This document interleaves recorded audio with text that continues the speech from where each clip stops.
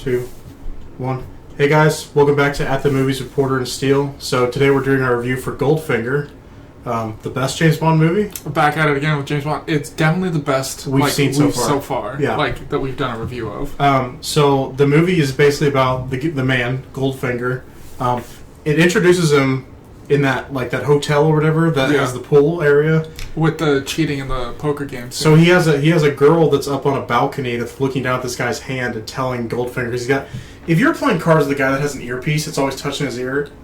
I'm calling you out right there. I'm not letting you do that. Yeah, but the other guy was kind of an idiot. Yeah, so he was like, "Oh, I win!" Like, well, oh, yeah, obviously. Yeah. He set it up to where it's attached to what looks like a recorder. So it's, I don't know. Maybe he played it off as he's recording something or listening to something. Yeah. I don't know. Either way, if you ever play poker with someone and they've got an earpiece in and they're and then they just beat your ass at the game. I'd be like, this is some bull. Yeah. Which, granted, they were playing gin, not poker, but... Yeah. Oh, yeah, it was. But regardless, James came in and, messed with the girl, which, of course, she was hot and in a bikini. Yeah. If I'm Goldfinger, I don't blame him. You only hire hot girls and make them, be in their bikinis all the time. But he goes up to her and basically, grabs the earpiece or whatever and starts talking to Goldfinger, tells him to do stuff, tells him to lose the game on purpose. Yeah. James later goes to play golf with them, catches him cheating again, and then he outs them because he's like, this isn't your original ball. He's like, yeah, you must have been played over there. Well, that's a penalty. You lose. Strict rules. Yeah, strict rules. Yeah. To be fair, though, Bond was standing on his golf ball the entire time, so he was kind of cheating, too. Yeah. So, there's no mention of Spectre in this movie. None. Which he was a part of Spectre, but there's no mention of it. Yeah. They kind of view him as an individual guy that's just working on his own, and he has a lot of higher up guys, you remember, because he brings them all into his conference room, tells them, here's my plan, Operation Grand Slam. Yeah.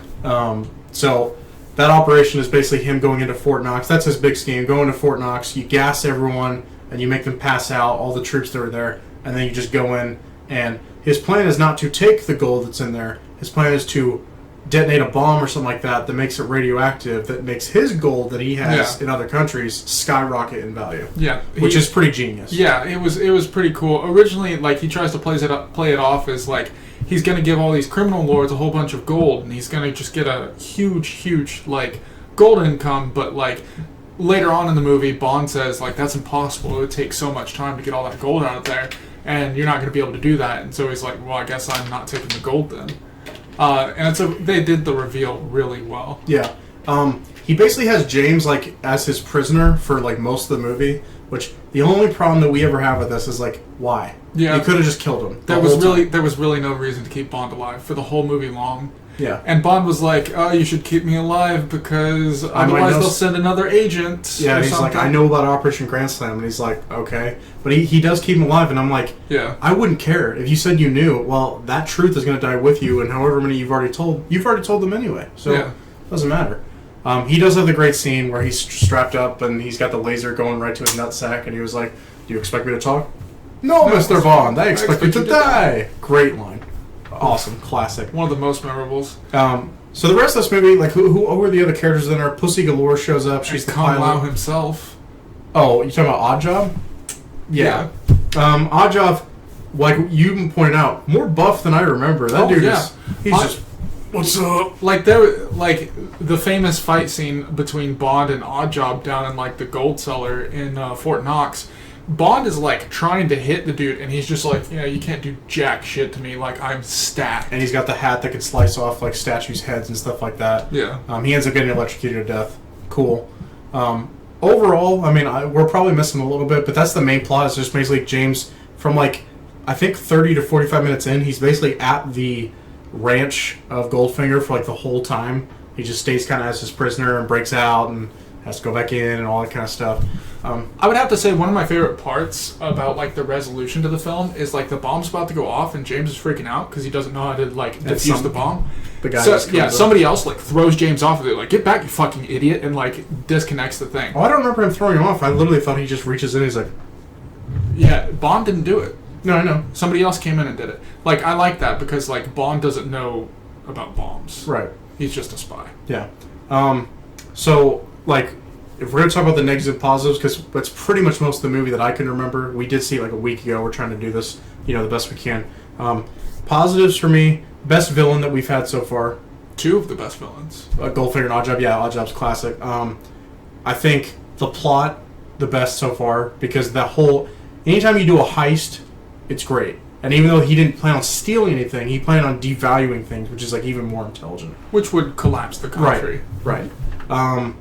And yeah, overall this movie, I think like the plot was like really good. Special effects or cheesiness. Do you remember how like we watched like what was last From Russia with Love, and we watched it? We're like, there's a lot of cheesy stuff. Not as much this time, right? Wasn't as cheesy, right? So just better choreography and all that kind of stuff.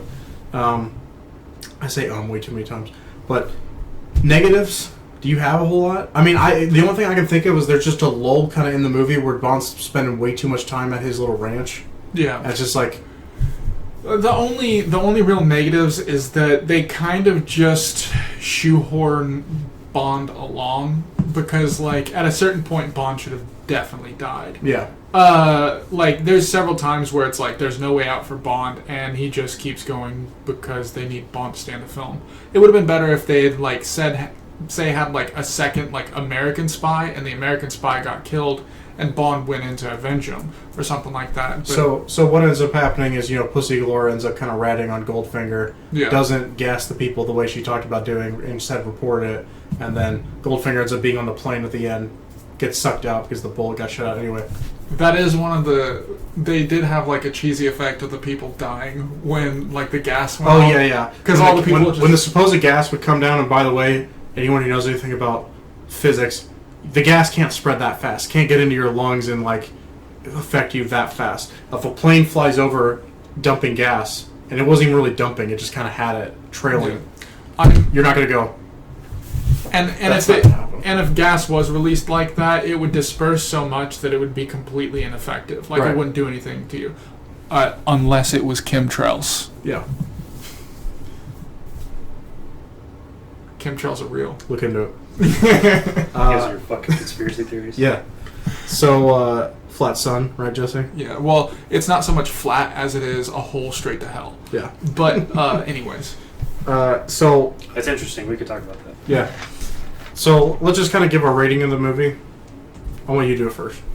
Do you guys do popcorn bags out of 5? We don't do that, no. We do. Bags. So, let's go through a rating system where we can remind the audience, and we can talk to Zach about it. So, our lowest rating is a coaster film. It's a movie that it has more use holding a drink than it does actually ever being watched by any person ever. The next rating is do not buy this, do not watch it. Like don't see this movie, don't pay for it. We're not saying it's the worst movie ever made. We're just saying like I wouldn't see it, and a waste of time. I don't want you to go out and pay money for this. Don't support this movie. And then we have $5 bin. Yeah. A $5 bin movie is a meh. It's like, just if you saw it in $5 bin, yeah. Yeah, like you could pick it up if you were interested in it at all, but we would just say that like, it was kind of forgettable, but like it wasn't god awful. You could go see it. And then we have guilty pleasures, which is movies that you like more than most people. Most people would be like, no, I don't really like the movie. And you're like, but I love this movie. Yeah. Every Nicolas Cage movie for you. Yeah. National Treasure 2, dog. That's a masterpiece. Don't even. We'll get to that movie. Maybe I'll say that for next video. Yeah. And then, so the rating above that is a buy it, own it. Just a movie that we're like, yes, if you like movies, period, you should buy this movie. And then finally it's a masterpiece. A movie that, like, if someone was like, I don't like this movie, you're like, everyone likes this movie. Yeah. 99% of people like this movie. It's great. So, where are you going with this? I love Bond movies, like, a lot, and this is definitely the best one for a while, because the movies after this definitely don't touch it. I mean, I don't want to be the guy that's like, oh, it's definitely a masterpiece, but for me, this movie is a masterpiece. This is the reason Bond is as huge as he is. I'll give you that, but if we're being objective, which I'm trying to be, it's not a masterpiece because, once again, it has that lull. Like, movies that are masterpieces should be like all the way through. You pretty much love every minute of it, and this has that lull where he's just like, "What are you doing? Hanging out at the ranch with horses and stuff like that, being your prisoner, but not being your prisoner." I'll give you that, but like, it just doesn't feel like buy it, own it does it enough justice. I'm giving it a buy it, own it. It's a solid, it's the best Bond movie we reviewed so far. That's for sure. It doesn't have a whole lot of flaws. It has the best plot that we've seen so far.